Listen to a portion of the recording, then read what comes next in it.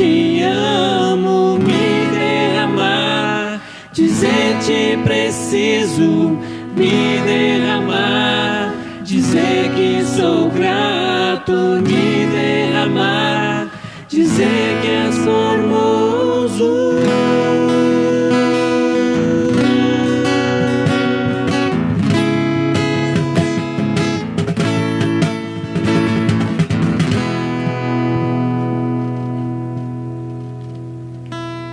Amém, glória a Deus. Que a graça e a paz do nosso Senhor esteja com cada um de nós nessa noite. Que o Senhor possa conduzir todos os atos deste culto de acordo com a vontade dEle. Amém? Vamos nesse momento buscar a presença do Senhor em oração. Pai, nós queremos te agradecer, ó Deus, por mais uma noite em que podemos estar reunidos, ó Pai. Nós aqui na igreja, os irmãos nos seus lares, ó Deus, mas sabemos, ó Deus, que nesse momento, cada lar, cada casa é uma igreja cultuando o Senhor nessa noite. Pai, muito obrigado por tudo que o Senhor tem feito até aqui por cada um de nós. Obrigado pelo teu amor, ó Deus, obrigado pela tua graça, a tua misericórdia sobre as nossas vidas. Nós queremos, ó Deus, nessa noite te oferecer este culto, ó Deus, de gratidão, de louvor e adoração ao teu nome. Pai, que nós possamos nessa noite, através de tudo que aqui fizermos, de tudo que for orado e direcionado nos lares, ó Deus, possa alcançar o teu coração e que tudo isso possa te agradar, ó Deus, em nome de Jesus. Esteja conosco, ó Deus, conduzindo cada ato, esteja, Senhor, com teu Santo Espírito, tocando cada coração e que nós possamos nos render e verdadeiramente nos derramar aos teus pés. Nós oramos e te agradecemos em nome de Jesus. Amém. Vamos nesse momento abrir as nossas Bíblias no Salmo de número 43. Faremos a leitura somente do versículo 5. Salmo 43, versículo 5.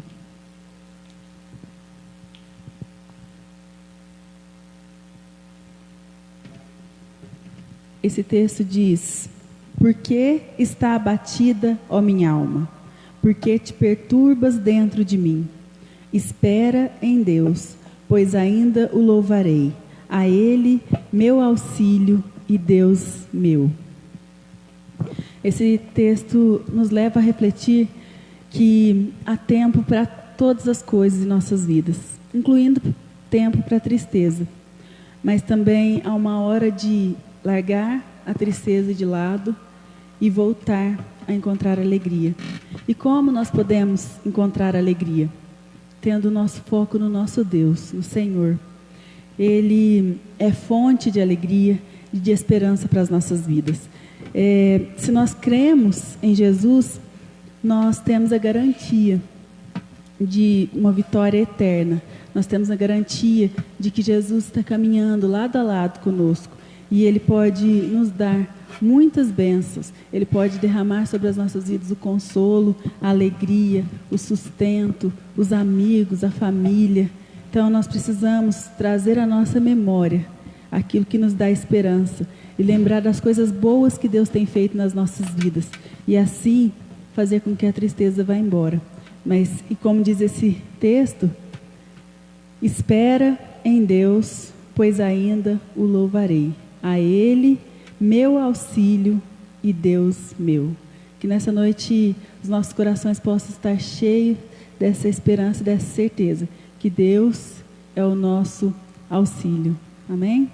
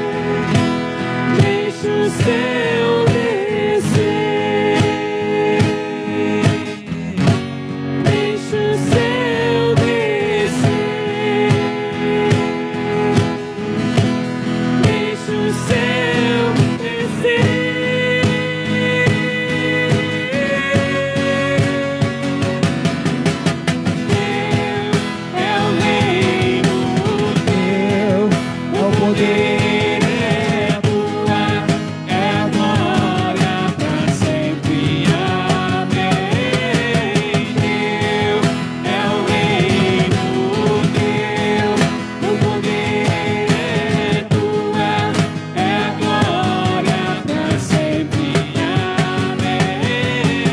Teu é o reino, teu o poder.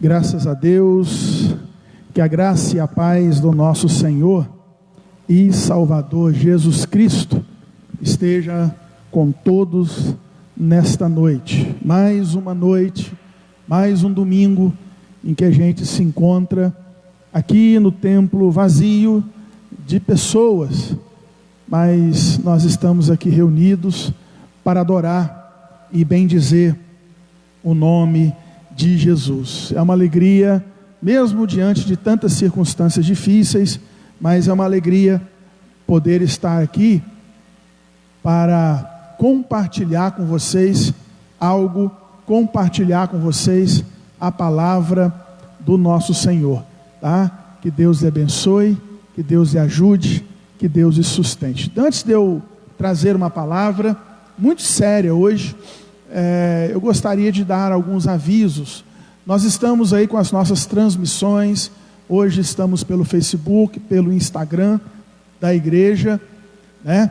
E durante a semana eu também estou todas as noites, segunda, terça, 7 da noite, quinta e sexta, 7 da noite, e domingo às 7h30, fazendo transmissão. Segunda, terça, quinta e sexta, 7 da noite, e na quarta-feira, 19h30, e na sexta-feira também temos a oração da meia-noite, tudo pela página do Facebook da nossa igreja. Quero avisar aos membros da nossa igreja que, diante das circunstâncias, por não sabermos em que momento nós voltaremos a cultuarmos a Deus aqui no templo, domingo que vem é a nossa Santa Ceia, o último domingo, e nós faremos uma Santa Ceia, se podemos assim dizer, online. Então, no culto, nós teremos a Santa Ceia. Durante a semana eu vou orientando os irmãos quanto a isso, mas você vai providenciar o pão e o suco de uva.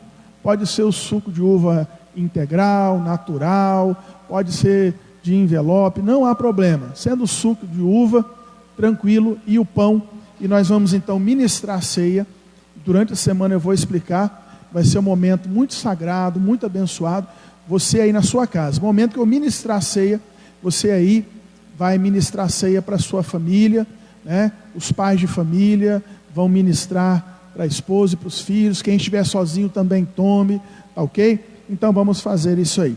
Outra coisa eu quero pedir para os irmãos, como eu sempre tenho feito, para você tirar aquela foto bonita, bacana. Tira aí aquela foto com a sua família, nos assistindo aí na televisão, no celular, no computador, tá bom? Com a família reunida, faz aquela selfie bonita para a gente compartilhar e matar a saudade dessa forma. Vamos meditar na palavra de Deus. Você que está em casa, abra sua Bíblia no livro de Marcos, capítulo 13. Evangelho de Marcos, capítulo 13. Também avisando, irmãos, que domingo que vem, já que é a nossa ceia, nós estaremos durante a semana inteira, especialmente domingo, recebendo alimentos. Domingo pela manhã eu estarei aqui, depois da IBD, de 10 às 11, 11h30, eu estarei aqui na igreja recebendo doação de alimentos, para nós ajudarmos famílias carentes. Hoje já algumas pessoas trouxeram, então domingo que vem, a igreja estará aberta, é o dia da ceia. Então seria muito importante, se todos que puderem cooperar, ajudar, quem tiver condições de doar cestas completas, que doem. Quem não puder, não tem problema, traga o quilo de alimento, produtos de limpeza também serão bem-vindos, sabão em pó, sabão em barra, sabonete, creme dental, tá bom? Detergente, essas coisas que são usadas aí para limpeza. Diz assim o texto: ao sair Jesus do templo, disse-lhe um de seus discípulos: Mestre, que pedras, que construções. Mas Jesus lhe disse: vês estas grandes construções?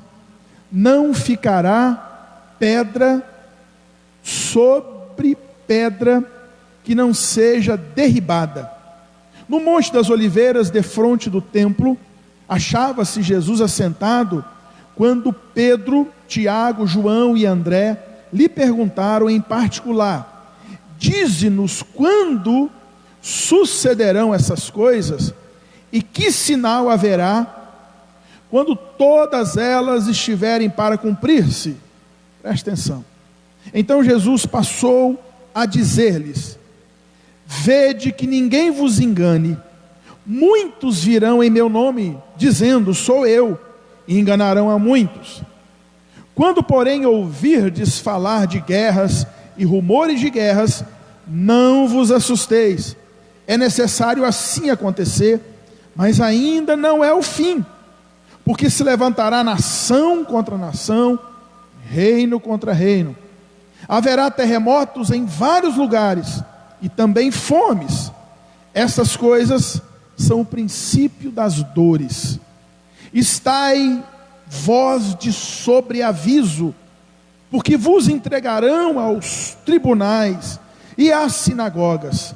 Sereis açoitados e vos farão comparecer à presença de governadores e reis, por minha causa, para lhes servir de testemunho.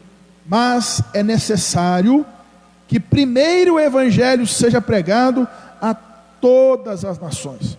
Quando, pois, vos levarem e vos entregarem, não vos preocupeis com o que haveis de dizer, mas o que vos for concedido naquela hora, isso falai, porque não sois vós o que falais, mas o Espírito Santo.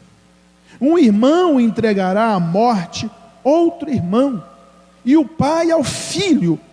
Filhos haverá que se levantarão contra os progenitores e os matarão. Sereis odiados de todos por causa do meu nome. Aquele, porém, que perseverar até o fim, esse será salvo. Quando, pois, virdes o abominável da desolação, situado onde não deve estar, quem lê entenda, então os que estiverem na Judéia fujam para os montes. Quem estiver em cima no eirado não desça, nem entre para tirar da sua casa alguma coisa. E o que estiver no campo não volte atrás para buscar a sua capa. Ai das que estiverem grávidas e das que amamentarem naqueles dias. Orai para que isso não suceda no inverno, porque naqueles dias serão de tamanha tribulação, como nunca houve desde o princípio do mundo, que Deus criou até agora, e nunca jamais haverá. Não tivesse o Senhor abreviado aqueles dias, e ninguém se salvaria, mas por causa dos eleitos que Ele escolheu, abreviou tais dias. Então, se alguém vos disser, eis aqui o Cristo, ou ei-lo ali, não acrediteis, pois surgirão falsos cristos e falsos profetas, operando sinais e prodígios para enganar, se possível, os próprios eleitos. Estai vós de sobreaviso, tudo que vos tenho predito. Amém, amém e amém. Meus queridos, poucas doutrinas da Bíblia têm sido tão mal interpretadas e tão negligenciadas quanto a volta de Jesus. Eu mesmo nem me lembro, confesso que não me lembro a última vez que eu preguei sobre o assunto, não me lembro. Desde os dias dos apóstolos, muita gente deturpou e alguns negaram a volta visível de Jesus. O apóstolo Pedro, na segunda carta, ele afirma: tendo em conta, antes de tudo, que nos últimos dias virão escarnecedores com seus escárnios, andando segundo as próprias paixões, e dizendo: onde está a promessa da sua vinda? Porque desde que os pais dormiram, todas as coisas permanecem como desde o princípio da criação. Então sempre tentaram deturpar ou negar a vinda de Jesus. Olha que coisa interessante, nesse texto, os discípulos estavam apreciando a construção do templo. Eles saem do templo e estavam olhando o templo. Que coisa mais linda, que templo lindo que Herodes havia reedificado. É claro, a construção do templo era algo magnífico. Herodes o Grande começou a reconstruir o templo 19 anos antes de Cristo, no ano 19 antes de Cristo, e ele usou mármore para reconstruir o templo, ele usou ouro para reconstruir o templo, materiais lindos de decoração. O pátio do templo era enorme, tinha 457 metros de comprimento, 274 metros de largura. O pátio era cercado por muros de pedras brancas maciças, algumas das quais eram pedras enormes, de 5 metros de comprimento por 1 metro de largura. E os discípulos então estão impressionados com a arquitetura do templo, O comentário deles mostra que eles haviam ficado impressionados. Jesus então faz o quê? Olha para o templo, e na fala de Jesus, Jesus começa então a falar que esse templo seria derrubado. Jesus fazendo uma referência do saque e da destruição do templo no ano 70 depois de Cristo, pelo imperador romano Tito Vespasiano. Jerusalém é destruída, o templo também é destruído. Só que Jesus aproveita o momento em que ele fala da destruição do templo e faz uma ponte para o juízo final, para o dia da ira vindoura de Deus, aqui em Marcos capítulo 13. E o que a gente pode aprender, especialmente nos dias que a gente está vivendo hoje? São dias difíceis, que também esses dias está imbuído desse sentimento da volta de Jesus. Algumas lições. Primeira lição que Jesus quer nos dar aqui, que nós não devemos nos impressionar com a grandeza e com a pompa deste século, porque até mesmo as majestosas construções do mundo serão derribadas, serão destruídas. Versículo 1, Jesus fala sobre isso. Os discípulos estão profundamente impressionados com a arquitetura, com a pompa, com a riqueza do templo. O rei Herodes havia investido profundamente na construção do templo para tentar agradar os judeus. Herodes age politicamente para agradar os judeus, para amaciar o coração dos judeus. Ele queria trazer para si dividendos políticos, e obtém, porque os judeus ficam impressionados. O que Jesus faz? Jesus demonstra, porém, que toda a construção humana, presta atenção nisso, possui pés de barro, como no sonho interpretado pelo profeta Daniel.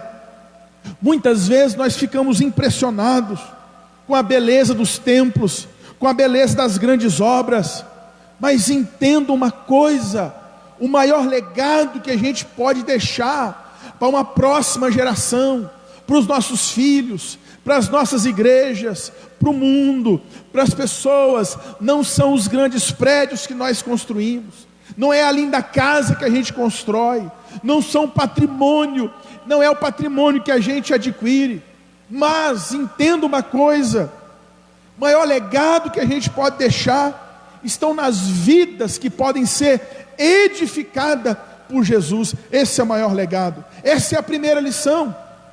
E aí Jesus então sai do templo e começa agora a voltar os seus olhos para a sua segunda vinda. Jesus então começa a falar dos sinais que precederão. Muita gente tem me perguntado: pastor, será que isso são sinais da volta de Jesus? Vamos analisar à luz do texto. Jesus aqui ele fala de sinais, e a primeira coisa que Jesus fala aqui, quando ele fala da volta dele, é que nós precisamos estar atentos aos sinais, porque os sinais eles aparecem para que a nossa atenção não se distraia.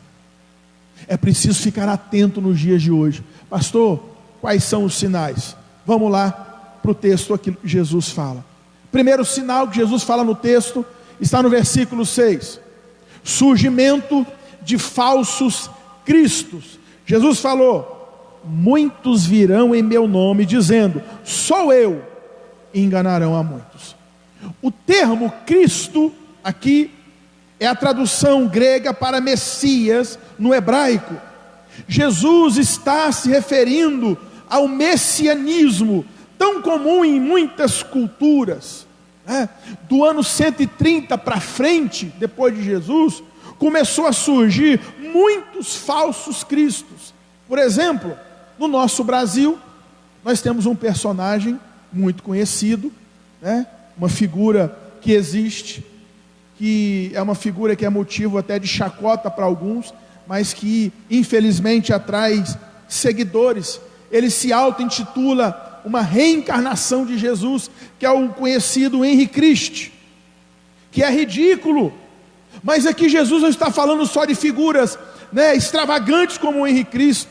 Jesus está mostrando que todas as expressões que se revestem dessa ideia de ser um redentor, né? Já viu que de vez em quando aparecem gurus, aparecem líderes religiosos que atraem gente simples e atraem gente famosa, mostrando-se como salvador da pátria. São pessoas que levam outros a tomar decisões, são pessoas que levam outros a firmar suas vidas nos seus ensinos. Falsos cristos. Jesus já tinha falado sobre isso. Segundo sinal que Jesus fala aqui, a proliferação de conflitos. Versículo 7. Quando, porém, ouvirdes falar de guerras e rumores de guerras. É impressionante a capacidade do ser humano para viver em guerra, para viver em conflito. Vamos citar o nosso próprio país, o momento que a gente está vivendo agora de pandemia, onde era para o povo se juntar, onde era para os governantes se unir, mas há uma guerra política instaurada no nosso país, já perceberam? É impressionante a capacidade do ser humano de se envolver em guerras. Existem muitas guerras que se tornaram conhecidas, como os conflitos na Europa, principalmente duas grandes guerras mundiais, no período de apenas 30 anos do século passado. Recentemente a Europa estava celebrando o fato de que nos últimos 50 anos não houve sequer uma guerra entre as nações daquele continente. Mas preste atenção, existem ainda dezenas de sangrentos conflitos étnicos que não são sequer conhecidos ou anunciados pela mídia. Jesus falou guerras e rumores de guerras. Terceiro sinal que Jesus fala calamidades. Versículo 8: haverá terremotos em vários lugares e haverá também fome. Segundo a ONU, diariamente 800 milhões de pessoas passam por algum tipo de privação de alimento. 800 milhões de pessoas no mundo passam por privação de comida. Entre 1964 e 1994, entre 30 anos, nunca se houve em toda a história um tempo em que teve mais terremotos do que somados todos os séculos passados. A terra está em convulsão, o mundo está de pernas para o ar. Esse mês aí que nós estamos vivendo essa pandemia, nós já ouvimos de terremotos em vários lugares. Alguns vulcões entraram em erupção. Eu não sei se você sabe dessa informação. Espera-se na Califórnia um grande terremoto chamado Big One. É um incidente que tem sido anunciado por peritos e técnicos já há muito tempo. Um terremoto de tal magnitude que vai mudar a geografia dos Estados Unidos. Sinais da volta de Jesus. Quarto sinal que Jesus fala aqui. Jesus fala como um sinal da sua volta de perseguição aos discípulos de Jesus. Versículo 9: vos entregarão aos tribunais e às sinagogas. Eu vou indicar para você ler, eu tenho esse livro em casa, o livro chamado O Homem do Céu. É de um pregador chinês chamado Irmão Yun. Leia esse livro. Você vai descobrir os horrores da perseguição aos cristãos na China até o dia de hoje. Milhares de cristãos têm sido mortos, dizimados, perseguidos em muitos países por causa da sua fé. Por causa da sua fé. Sinais da volta de Jesus. Estatísticas apontam que apenas o século passado, tiveram mais mártires, mais cristãos que morreram, que a soma de todos os demais 19 séculos da cristandade. Perseguição, estatísticas que foram impulsionadas, especialmente na época da antiga União Soviética, na China comunista, ambos de vertentes marxistas, e também em países de linha muçulmana. Volta de Jesus, sinais da volta. Senhor pastor, vai ser amanhã? Não sei, não se pode marcar a data, mas os sinais estão acontecendo. Outro sinal da volta de Jesus, que precede a volta de Jesus: o Evangelho sendo pregado em todas as nações. Versículo 10: mas é necessário que primeiro o Evangelho seja pregado a todas as nações. O termo nações aqui não se refere a uma nação política, mas se refere à etnia. O que eu quero dizer com isso? Por exemplo, o Brasil é apenas uma nação, mas nós temos no nosso território brasileiro cerca de 200 etnias, grupos linguísticos e culturais bem distintos, principalmente entre os povos indígenas. E um dos sinais da volta de Jesus, da segunda vinda de Jesus, é a pregação do Evangelho a estes povos. E vou te dizer uma coisa: o Evangelho tem chegado a esses povos. A Bíblia tem sido traduzida na linguagem indígena, na linguagem dos povos no mundo inteiro. O Evangelho tem sido pregado. Mais um sinal da volta de Jesus, e aqui é muito sério: a perda do afeto natural. Versículo 12: filhos se levantarão contra os progenitores e os matarão. Conflitos entre membros da família revela toda a dificuldade de uma geração de organizar os seus afetos. Nunca na história a gente viu tanto conflito familiar. Há uns dias atrás, um senhor me parou e começou a contar um pouco da sua história, um pouco da sua vida, e me contou que o seu filho conversou com ele e disse: pai, eu te amo, e foi abraçar o filho por trás e começou a dar uma chave de pescoço no pai, querendo matar o pai, estrangular o pai. Olha o que está acontecendo. São pessoas que perderam o senso das coisas básicas da vida e suas referências éticas e afetivas, sinal da volta de Jesus, o esfriamento do amor no mundo, é o que está acontecendo. Mais um sinal da volta de Jesus, versículo 13. Eu falei da perseguição aos cristãos, mas agora Jesus mostra uma oposição frontal ao Evangelho de Jesus. Versículo 13: sereis odiados de todos por causa do meu nome. Preste atenção no argumento que eu vou usar aqui. Fala-se muito em discriminação de grupos, não é verdade? As pessoas podem fazer opções das mais radicais hoje. Você tem direito de escolher. Você pode escolher a sua sexualidade, você pode escolher a sua crença, nas suas opções alternativas, e terão menos rejeição do que uma pessoa que é crente, do que uma pessoa que é evangélica. Vou citar um exemplo. Se assente num grupo que não te conhece, sente ali num grupo que não te conhece, sente ali, e de repente alguém começa a falar, que crê na reencarnação de Ramsés VIII, que foram lagartixas em outra vida. As pessoas se interessam, querem saber mais sobre o assunto. Que coisa interessante, Ramsés VIII foi uma lagartixa em outra encarnação, e eu quero saber mais sobre esse assunto.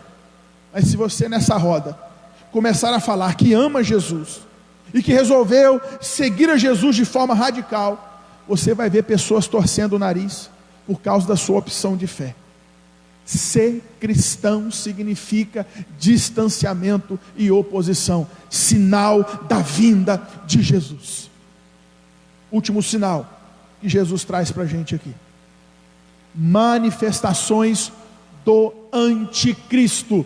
Eu falei dos falsos cristos que surgiriam ao longo da história, dizendo que eram Jesus, mas aqui Jesus fala agora da manifestação do anticristo. Versículo 14: quando, pois, virdes o abominável, não é abominável o homem das neves, não. Quando, pois, virdes o abominável da desolação. Preste atenção nisso aqui que eu vou te dizer. Em Daniel capítulo 11, versículo 31, existe uma profecia sobre a profanação do templo. Daniel capítulo 11, versículo 31, fala que o templo seria profanado. Essa profecia se cumpriu no ano 168 a.C., quando um homem chamado Antíoco IV se autodenominou uma manifestação divina, e ele invadiu o templo judeu. Ele edifica ali um altar pagão, e lá no templo judeu, no recinto mais sagrado, no Santo dos Santos, o que Antíoco faz? Sacrifica um porco no lugar mais sagrado do templo, que era o Santo dos Santos para os judeus. Jesus aqui está fazendo uma aplicação desse incidente histórico com a sua vinda, afirmando que este ser, o abominável da desolação, surgirá nos últimos dias, operando sinais, prodígios, maravilhas, milagres, para enganar, se possível, os próprios eleitos.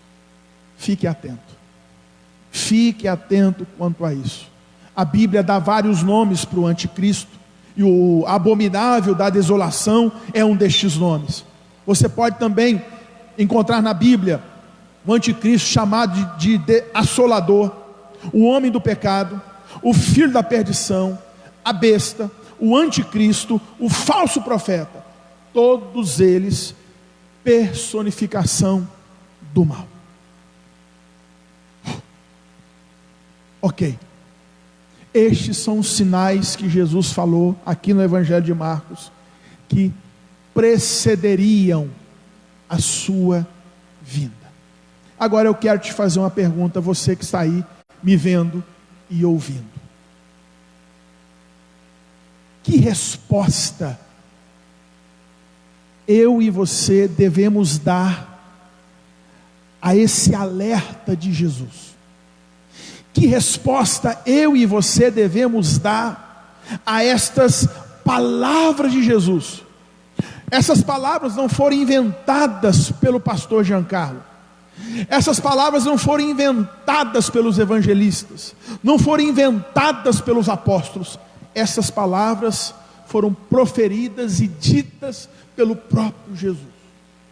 Que resposta eu devo dar a estas palavras de Jesus?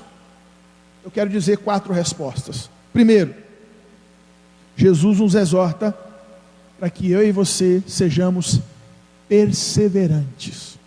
Versículo 13, Jesus disse assim: sereis odiados de todos por causa do meu nome, aquele porém que perseverar até o fim será salvo.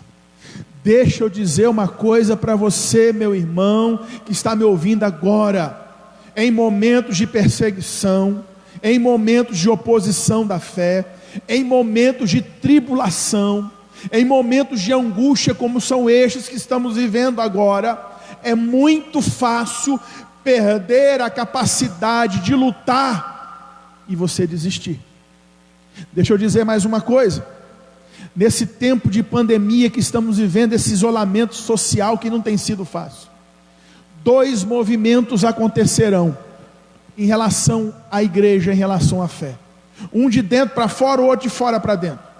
Primeiro, eu creio que muita gente, movimento de fora para dentro, vai encontrar-se com Jesus. Muita gente vai encontrar o caminho da fé. Muita gente vai se converter ao Jesus. Você que talvez esteja me ouvindo agora, Deus está falando com você. É tempo de vir para Jesus. Então isso vai acontecer.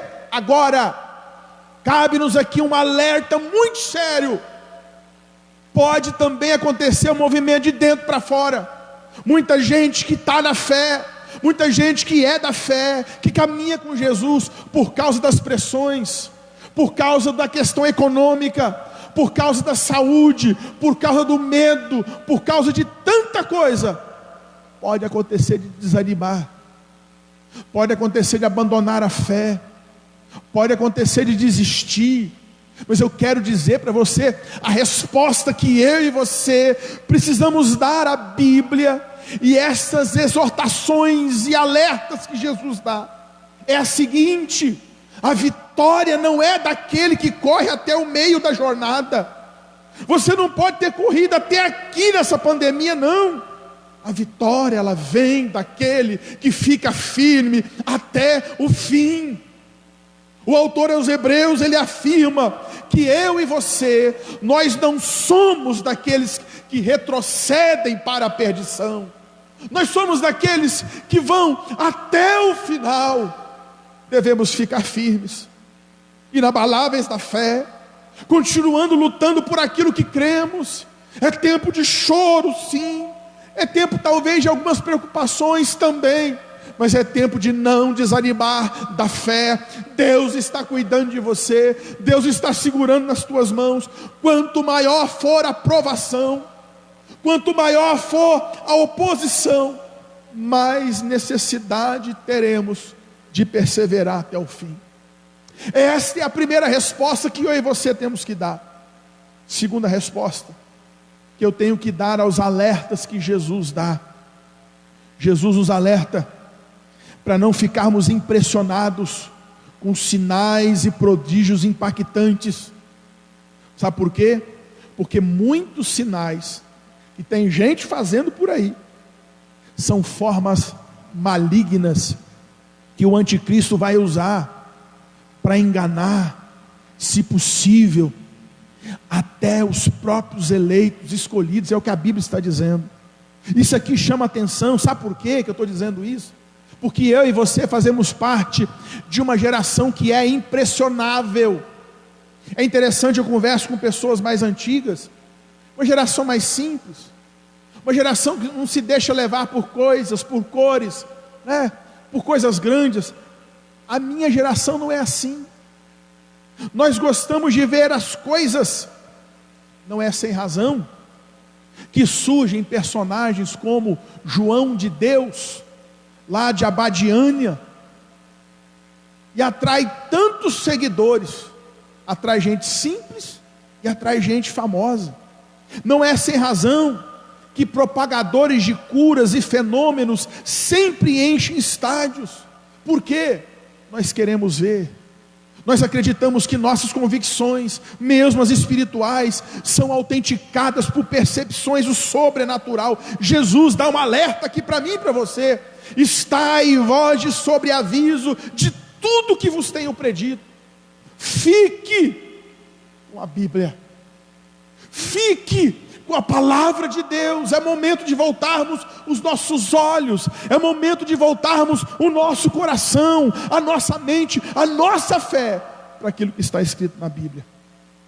Terceiro, Jesus nos ensina que nesse tempo devemos ficar alertas.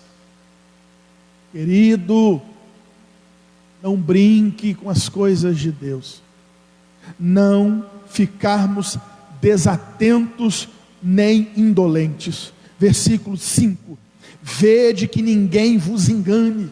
Versículo 9: estai vós de sobreaviso. Fiquem atentos, de olhos abertos. Nós temos que ficar em estado de alerta, como vigia de uma torre. Se você ler as parábolas das 10 virgens, contadas por Jesus, 5 prudentes, 5 imprudentes. Quando veio o noivo, as 5 prudentes estavam com azeite da lamparina, elas puderam entrar no casamento. 5 imprudentes: não vai voltar não, isso é mais para frente, tem tanto tempo que se fala da volta de Jesus. E o noivo veio. É só ler a parábola das 10 virgens. E as 5 nécias não entraram no casamento. Sonolência espiritual. O apóstolo Paulo diz em Efésios 5,16: desperta, tu que dormes, levanta dentre os mortos e Cristo te iluminará. Não podemos viver de forma displicente, meu querido. Viva cada dia como se fosse o último, porque um dia certamente será o último dia. Quarto e último para a gente encerrar. Pastor, qual é a resposta que nós temos que dar a esse chamamento de Jesus? A resposta que eu e você temos que dar é correr para os braços de Jesus. A resposta que eu e você temos que dar é aceitarmos o convite que Jesus faz lá em Mateus 11, 28 em diante: vinde a mim, todos vós que estáis cansados, sobrecarregados, e eu vos aliviarei. Aprendei de mim, que sou manso e humilde de coração, e encontrareis descanso para as vossas almas. Encontrarei descanso para o teu coração. Encontrareis calma, paz para esse tempo tão difícil que estamos vivendo. É momento de eu e você nos entregarmos urgentemente para Jesus. Você que está aí me ouvindo, você que está aí me vendo, eu quero falar isso para você. Hoje é o dia aceitável. A Bíblia não fala que amanhã é o dia de aceitar.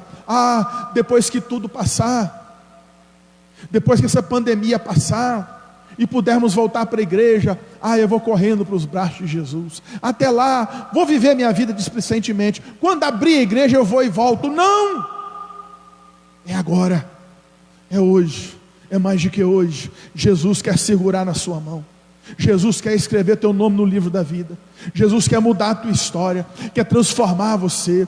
Esses sinais precedem a volta dele, mas quando ele voltar, se nós estivermos de mãos dadas com Jesus, ele nos levará para morar eternamente com ele. É isso que a Bíblia nos diz, é isso que a Bíblia tem para a gente. Querido, como é que você tem vivido os seus dias? Como é que você tem vivido esse tempo? O que isso tudo que está acontecendo representa para você? Eu não estou aqui sendo alarmista, eu não estou aqui dizendo que isso aqui é o sinal mais concreto da volta de Jesus, não. Isso faz parte dos sinais da volta de Cristo. A Bíblia fala de pestes, de fome, de guerras e rumores de guerra. Tudo isso que eu falei, tudo isso está no pacote. Ninguém sabe o dia, ninguém sabe a hora.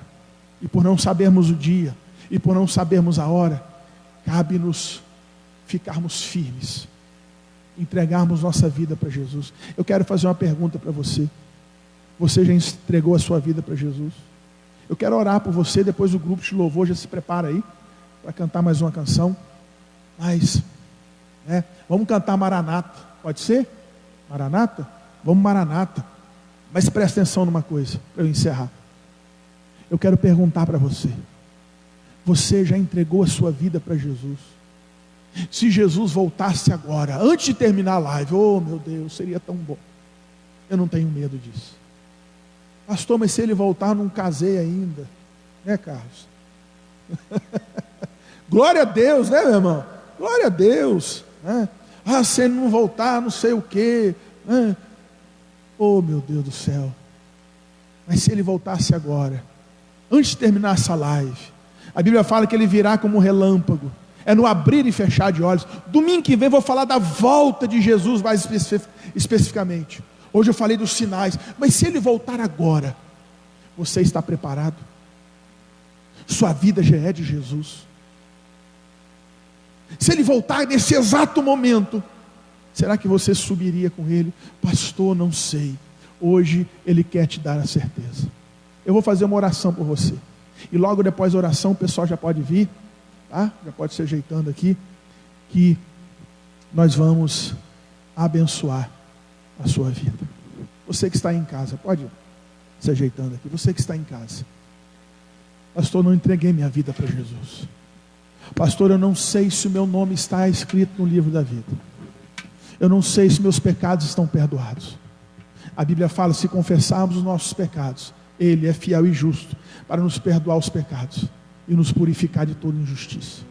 Jesus falou: eu sou o caminho, a verdade e a vida. Ninguém vem a Deus a não ser por mim. Eu quero orar por você.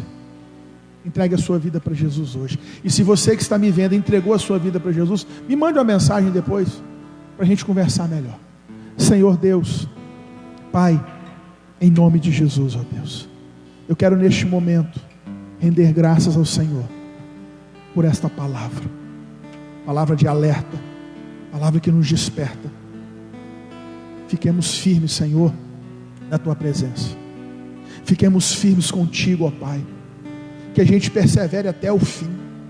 Eu estou falando também com pessoas que ainda não entregaram a vida para Jesus, mas que hoje pode ser o dia da entrega, o dia da confirmação da salvação, o dia do selo do Espírito Santo na vida, o dia em que o nome será escrito no livro da vida. Perdoe pecados, segura na mão, e que haja salvação nesta noite. Salvação. Espírito Santo de Deus, toque em vidas, que seja uma noite de salvação. É isso que nós acreditamos. Essa palavra é uma palavra de alerta para aquele que ainda não encontrou, para aquele que está firme, não desanimar, mas também é uma palavra de salvação.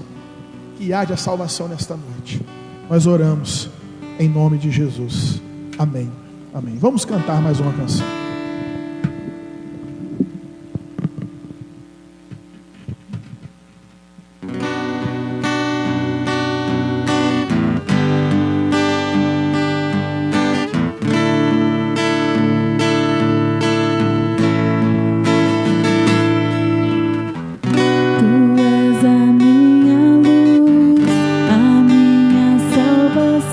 A ti me renderei.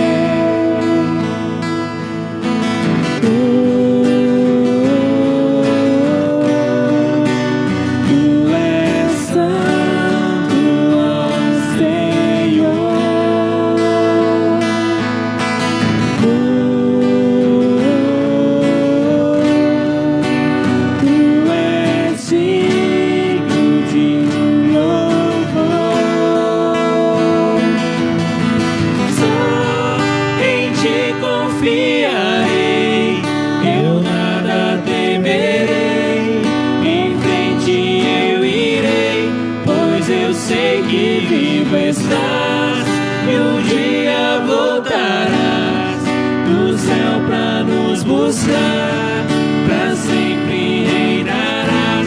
Aleluia.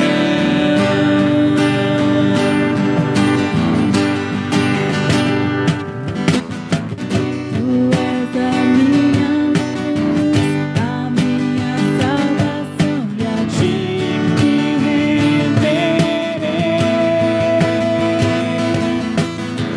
Se ao teu lado estou, seguro em tuas mãos, eu nada temerei. Tu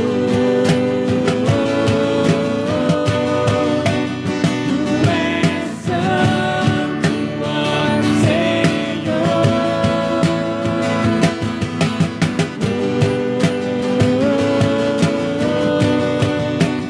Tu és digno de louvor.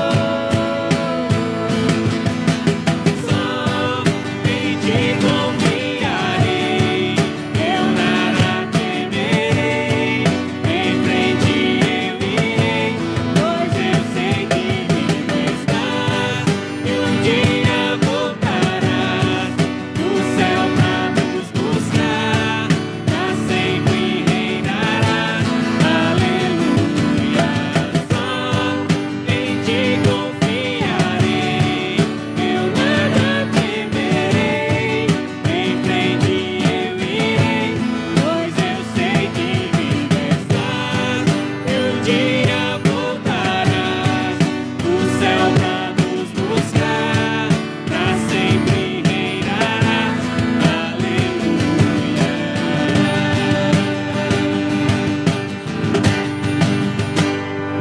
Vem Jesus, vem Jesus, Maranata, hora vem Senhor Jesus. Vem Jesus, vem Jesus, Maranata, hora vem Senhor Jesus. Vem Jesus,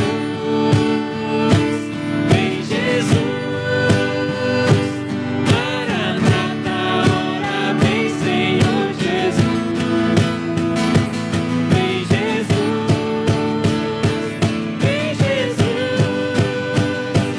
Maranata, hora vem Senhor Jesus. Só em ti confiarei, eu nada temerei. Em frente eu irei, pois eu sei que vivo estás e um dia voltarás do céu pra nos buscar, pra sempre reinarás. Aleluia.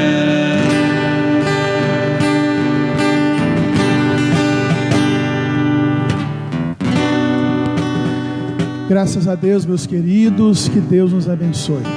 Lembrando que domingo que vem, uma maneira totalmente, a gente nunca imaginava que a gente ia passar por isso. Vocês imaginavam? Imaginavam vocês? Nós vamos fazer uma santa ceia. Tem muito questionamento, não tem problema. Jesus falou, onde estiverem 2 ou mais reunidos em meu nome, eu ali estaria. Então nós vamos ceiar domingo que vem. Nós vamos estar aqui, montar uma mesa. Eu vou ministrar a ceia e você na sua casa vai ceiar. Então você aí vai preparar o pão, o suco de uva, não importa qual tipo de suco de uva seja, pode ser de envelope, integral, natural, não importa. Você vai ter lá o suco de uva, você pode colocar num copinho, né? Numa taça, não importa. Vai montar aquela mesa da ceia na sua casa, e eu vou ministrar a ceia aqui, aí eu vou dar o comando, e todos nós vamos participar, famílias participando, tá bom? Tira aquela foto bonita, e eu quero ver você hoje aí, com aquela foto bonita, manda para mim, e vai ser uma bênção. Eu vou impetrar a bênção, e vamos encerrar o nosso momento. Muito obrigado, Senhor, mais uma vez, pela alegria de termos passado momentos tão maravilhosos como estes. Abençoe-nos, meu Deus, abençoe os irmãos aqui presentes, todos em casa. E perseveremos na Tua presença, que nunca nos afastemos da fé. e que dezenas de pessoas possam ter sido alcançados por essa palavra, e que haja conversão de vidas, mudança, nomes escritos no livro da vida. Nos abençoe, nos dê uma semana cheia da tua presença, porque só a tua presença é que nos traz alegria, em nome de Jesus. E que a graça do Senhor Jesus, o amor de Deus Pai maravilhoso, e que as eternas consolações do Espírito Santo, que está conosco e sempre estará, esteja conosco desde agora e para todos sempre. Nós aqui dizemos amém, e você na sua casa diz amém, em nome de Jesus. Deus abençoe a todos.